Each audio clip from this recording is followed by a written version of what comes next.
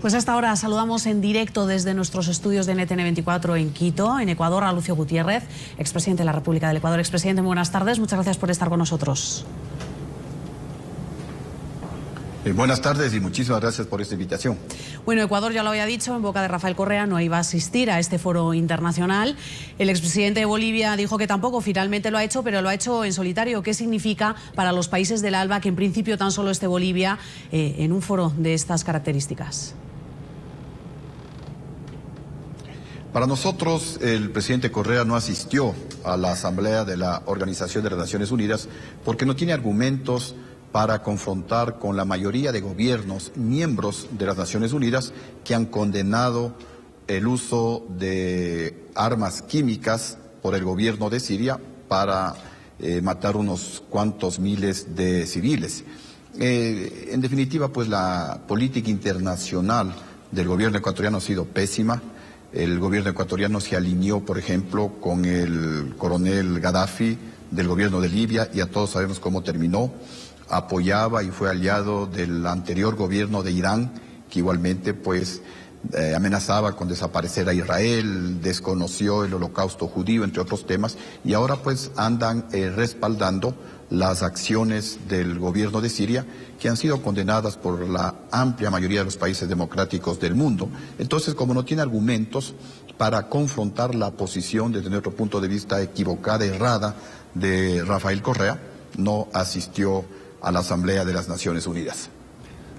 Expresidente Gutiérrez, lo que sí hizo el gobierno ecuatoriano fue trasladar hoy a la ONU sus denuncias sobre la campaña difamatoria que han dicho tiene Chevron en su contra en un largo contencioso por los daños ambientales supuestamente causados en Ecuador por Texaco, que era la compañía que la petrolera adquirió en 2001. A propósito de estas denuncias que hace el presidente Rafael Correa y en medio de la polémica por también promover la explotación petrolera en el Parque Nacional Yasuní, ¿usted sí cree que vaya a tener eco en la comunidad internacional?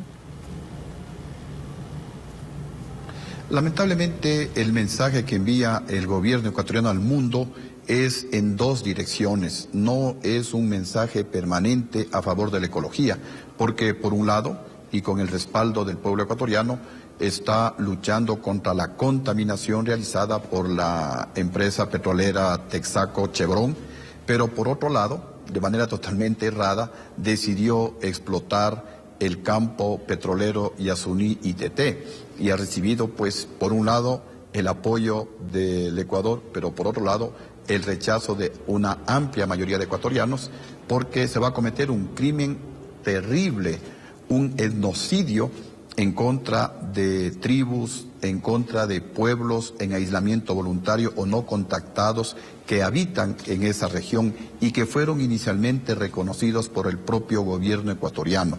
Entonces, por un lado, repito, se lanza una campaña que recibió el aplauso del mundo entero, mientras, por otro lado, el propio gobierno ecuatoriano, como se ha denunciado y se han demostrado con documentos, ya tenía desde los mismos inicios del gobierno, es decir, marzo del año 2007, convenios firmados con Venezuela para explotar el Yasuní ITT. Son estos mensajes en dos direcciones lo que le hacen perder credibilidad al gobierno ecuatoriano. Y justamente el gobierno pedía una contribución de 3.600 millones de dólares para dejar bajo tierra el petróleo del Yasuní ITT y recibió un apoyo de entre 11 y 12 millones de dólares, menos del 1%, apenas del 0.3%. Entonces, en ese porcentaje a nivel mundial estaría la credibilidad del gobierno ecuatoriano, obviamente por estos crasos errores de enviar pues mensajes completamente contradictorios al mundo entero. Señor expresidente Lucio Gutiérrez, lo estoy saludando, le habla Gilbert Vega desde la sede de Naciones Unidas en Nueva York. Y mi pregunta va a lo siguiente, se ha hablado mucho durante los últimos años, son más recurrentes las críticas en contra de Naciones Unidas. Ayer el presidente de Bolivia, Evo Morales, hablaba de cómo Estados Unidos ya no es el policía del mundo y de hecho se ha visto minada la credibilidad de los Estados Unidos por todos estos escándalos de espionaje, pero aún así aquí se sigue hablando de diplomacia. ¿Usted cree que las Naciones Unidas, en medio de toda esta coyuntura, continúa siendo el foro ideal para la diplomacia, para solucionar diferendos y algunas cuestiones como las que usted habla, las que tienen que ver también con Ecuador, por ejemplo? Yo creo que sí. Yo creo que la Organización de las Naciones Unidas sigue siendo ese foro adecuado para que con argumentos se discutan estos temas. Nosotros estamos obviamente de acuerdo en que se rechace el espionaje realizado por los Estados Unidos a diferentes países latinoamericanos, pero los países latinoamericanos también deberían hacer lo mismo, rechazar el espionaje. Por ejemplo, en el Ecuador permanentemente nosotros hemos denunciado el espionaje que realiza el gobierno ecuatoriano a los adversarios políticos. Entonces, ¿cómo se puede rechazar el espionaje que realice otro país si esos mismos gobiernos están cometiendo ese mismo error en contra de sus ciudadanos? Entonces, yo sí creo que en Naciones Unidas es el foro adecuado en donde se debe debatir este y otros temas, en donde se debe luchar para que se fortalezca la libertad de expresión en el mundo entero. En el Ecuador no hay una auténtica libertad de expresión, hay una permanente presión en contra de los medios de comunicación, especialmente cuando denuncian casos flagrantes de corrupción del gobierno del presidente Correa. Igualmente el fortalecimiento de los derechos humanos. En el Ecuador tampoco se están respetando los derechos humanos, no se están respetando derechos que están escritos en la nueva Constitución ecuatoriana.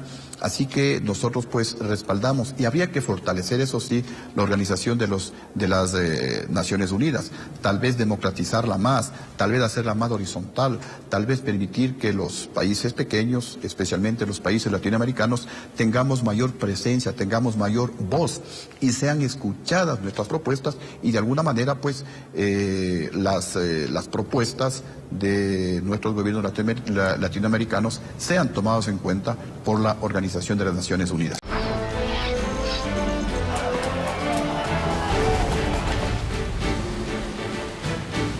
gobierno de Estados Unidos cede a la presión. La administración Obama ha entregado 3 documentos sobre su esquema de seguimiento a las comunicaciones revelado por las filtraciones, cuya responsabilidad no quiere exigir. Gracias.